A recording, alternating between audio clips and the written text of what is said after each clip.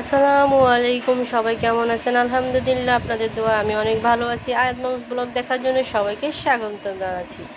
আজ এখন ঘুম আসছে, সকালবেলা ভোরবেলা উঠছে, তাই আজকে ঘুম পাইছি। ঘুম পাইয়ে ছোটো ছোটো কাজ করব, সেগুলোই আপনাদের মাঝে শেয়ার করব।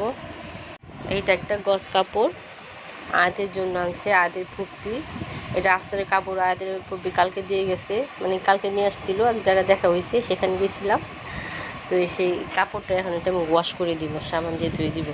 ধুইলে তাহলে আর পরে বার ধোয়া লাগবে না। এটা ওয়াশ করে দিই।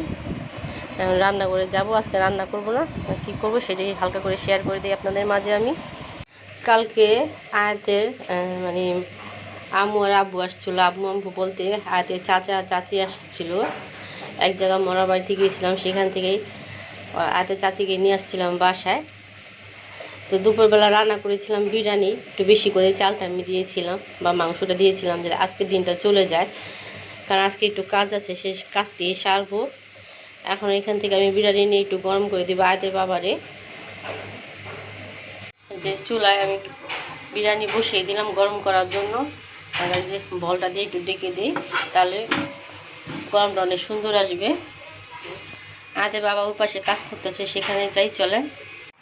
হয় আয়াতের আব্বু, আয়াতের আব্বু তাকাও না, তোমার খাবার তো গরম দিছি। এখন খাবার না, একটু পরে খাবার। আর সালাদে কি তৈরি করবো?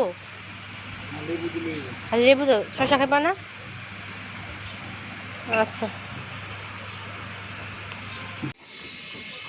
এই যে পাশে একটা বিল্ডিং বানিতেছে, এই যে আমাদের বিল্ডিং, এই যে পাশের বিল্ডিং। এত শব্দ, দিন রাত, রাত্রে 12টা পর্যন্ত কাজ করে ঘুমানো যায় না, রাত্রে ঘুমাইতে পারি না, সারাক্ষণ এরকম শব্দ হইতে থাকে। কি যে একটা যন্ত্রণা আছে, একটা বিল্ডিং শেষ হইলে আরেকটা শুরু হয়।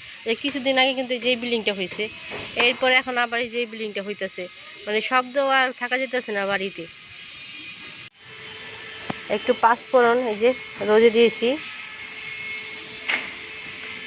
ফাঁকি করব, এই জন্য রোদে দিয়ে গেলাম, ছাদেও ঘুরে গেলাম। সবাইকে অনেক অনেক ধন্যবাদ। আসসালামু আলাইকুম।